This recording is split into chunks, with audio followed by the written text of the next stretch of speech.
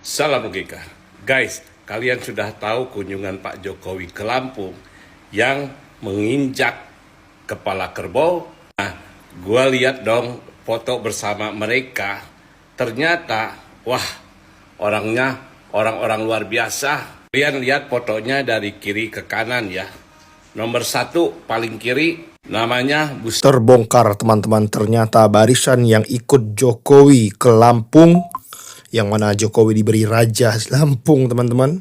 Jadi barisan koruptor bersama tokoh-tokoh terkorup nomor 2 dunia versi OCCRP.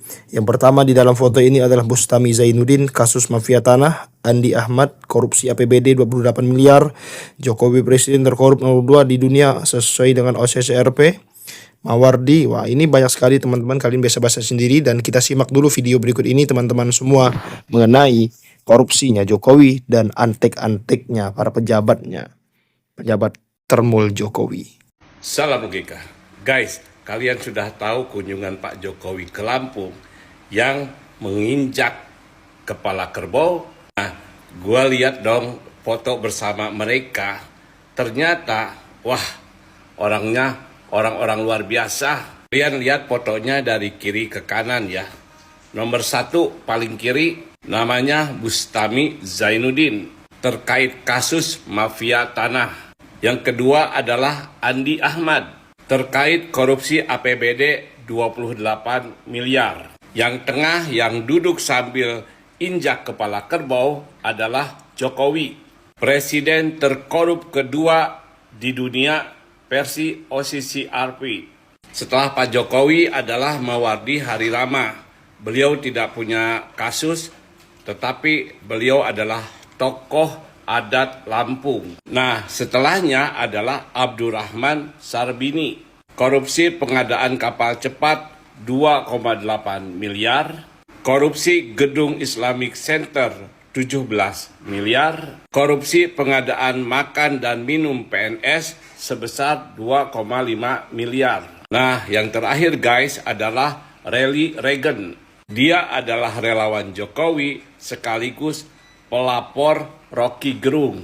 Jadi benar dong kata pepatah bahwa burung yang bulunya sama akan terbang atau berkumpul bersama. Mungkinkah dia adalah titisan atau reinkarnasi Raja Amangkurat I dari Mataram? Mari kita simak kisahnya. Pikirannya dia pengen begini, Mas. Jadi raja. Iya. Dan itu diwujudkan dalam setiap penampilannya. Bahkan ada satu momentum dia benar-benar pengen meminjam baju raja sesungguhnya. Oh ya. Iya, itu saat akan kita bongkar. Oke. Tapi tidak dikasih oleh raja sesungguhnya itu. Oh. Akhirnya dia pakai baju raja yang salah. Akhirnya dia pakai baju Raja Amangkurat yang Amangkurat jahat waktu itu. Inilah sejarah Raja Jawa Muslim terkejam sepanjang sejarah. Anak raja tidak selalu mampu mempertahankan apa yang telah dibangun oleh ayah mereka. Salah satu contoh ekstrem dari fenomena ini terjadi pada abad ke-16 di Mataram. Kisah ini menggambarkan dua orang raja, seorang ayah dan anaknya yang memiliki karakter yang sangat berbeda. Sultan Agung, sang ayah, adalah seorang pemimpin Jawa yang bijaksana, pahlawan, dan memiliki wawasan luas. Di sisi lain, sang anak Amangkurat I memiliki kepemimpinan yang licik, kejam, dan paranoid yang sangat buruk.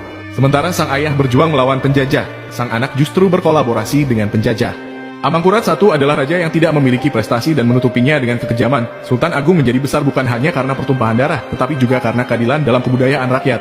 Di sisi lain, sang anak dengan mudah membantai ribuan orang yang dianggapnya mencurigakan dan menghalangi ambisinya. Dan setelah pendataan itu selesai, maka perintahnya adalah bunuh mereka semua, jangan pernah ada yang tersisa, dan jangan biarkan keluarganya membalas dendam. Jadi maksudnya apa? Sampai keluarganya, sampai anak-anaknya, sampai cucu-cucunya, sampai bayi-bayinya itu juga semuanya harus dibantai. Dan akhirnya pada tahun 1648 di Mataram siang hari tidak ada azan zuhur. Karena apa? Karena tepat di hari itu, di siang itu terjadi pembantaian terhadap 6.000 orang kiai plus keluarga-keluarganya.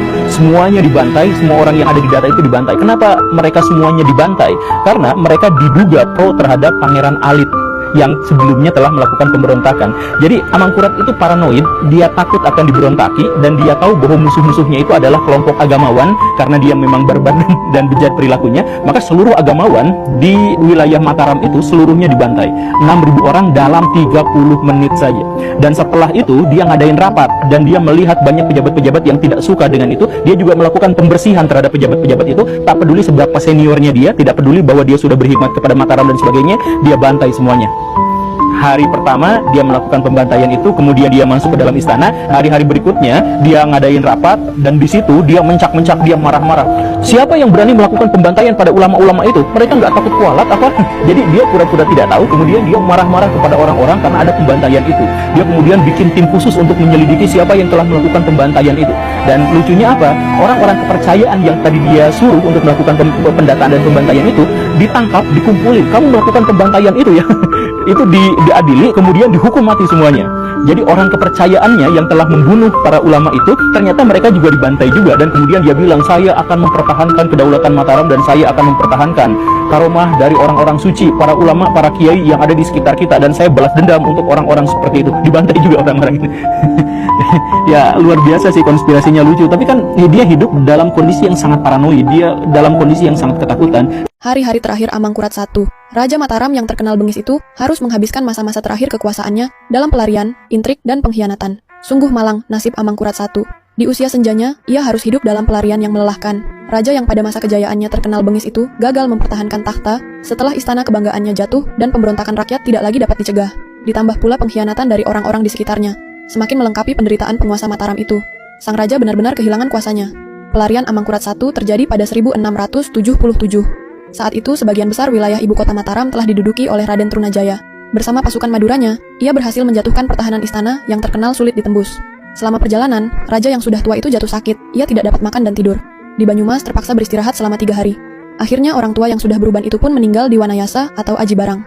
Ini bukan kebetulan ya, melainkan insting bawah sadar kalau dia adalah pengagum. Raja Amangkurat I yang sifatnya kurang lebih hampir sama dengan dirinya.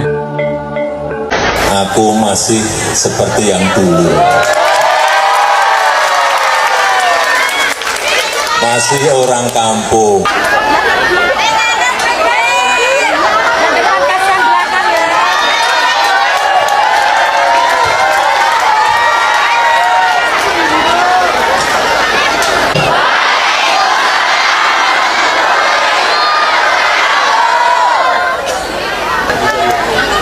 Saya pada siang hari ini alhamdulillah bisa sampai di sini.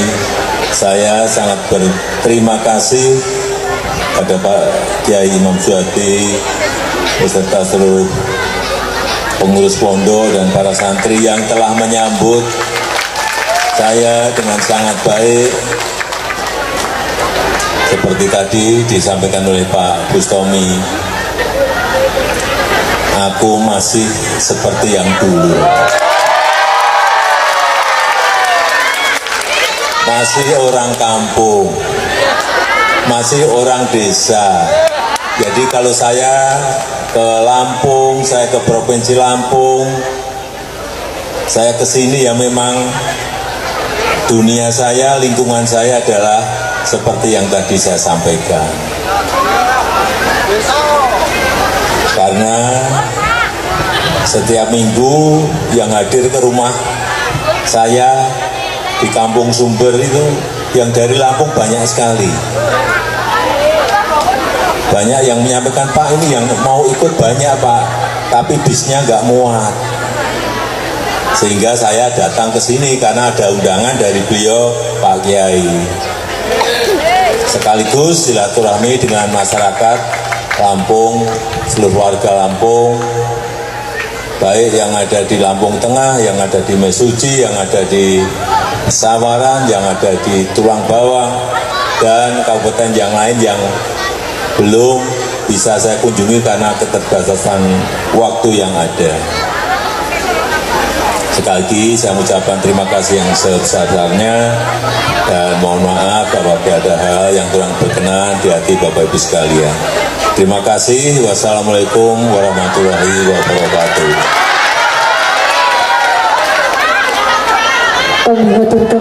Anda sebagai ahli hukum, apa analisa saudara masa depan kasus ini? Bakal terbuktikah? Bakal hadirkah Jokowi di sidang pertama? Apakah itu keharusan harus hadir? Harus. Kalau tidak hadir bakal gugur, udah kawan. Kalau kita lihat karena ini adalah delik aduan, maka orang yang menjadi korban itu harus hadir. Harus hadir. Harus hadir. Persidangan harus terbuka untuk umum. Mantap ini. Dan konsepnya terjadi kalau kita lihat di pasal 2 KUHP itu kan para pihak battle. Terjadi para pihak berlawanan secara seimbang di mana hakim untuk wah, ini kesempatan luas bagi si tai lalak nanti balas dendam. Benar. Kau akan berhadapan dengan Jokowi loh. Justru yang harus diingatkan Saudara Joko Widodo, engkau akan berhadapan denganku, siap tidak?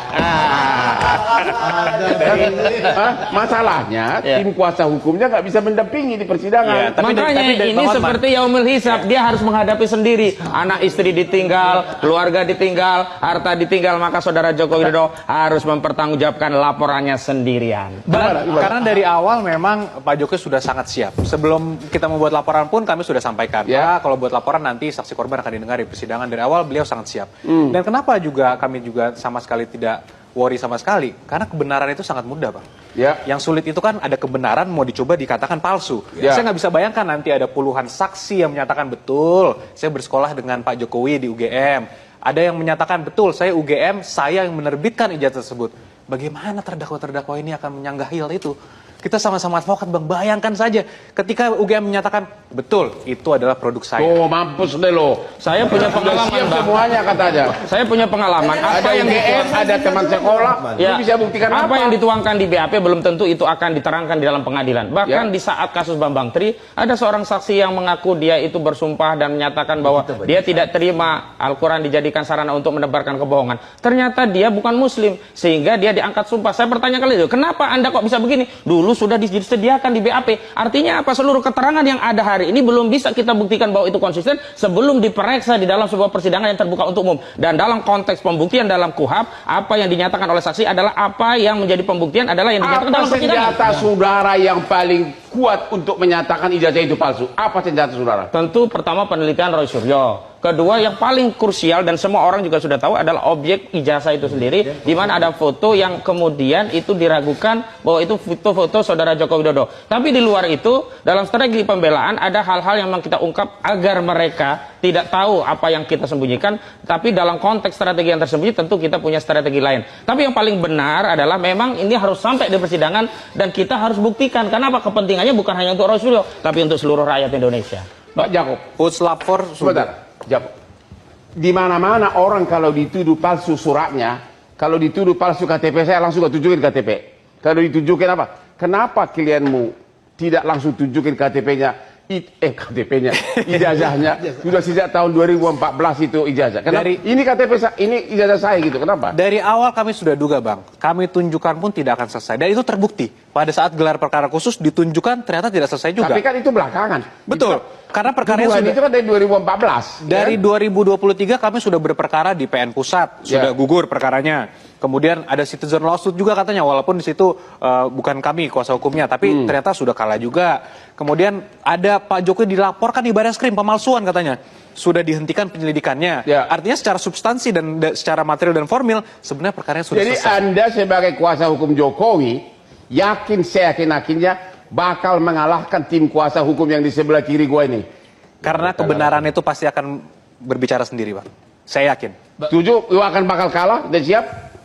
Kalau kita bicara tentang kebenaran, tentu yang memenangkan kebenaran bukanlah objek itu sendiri, tetapi bagaimana tafsiran terhadap objek. Karena itu hakimlah yang nanti akan menafsirkan objek itu, dan disitulah kami akan meyakinkan hakim bahwa barang ini bermasalah, dan dengan demikian Roy Suryo dapat dibebaskan dari segala tuntutan. Mantap. Jadi bagaimana tanggapan kalian mengenai Jokowi, teman-teman? Dan juga kasus ijazahnya yang katanya hilang juga, dan dia bisa pergi ke Lampung sementara ke pengadilan dia tidak mau pergi.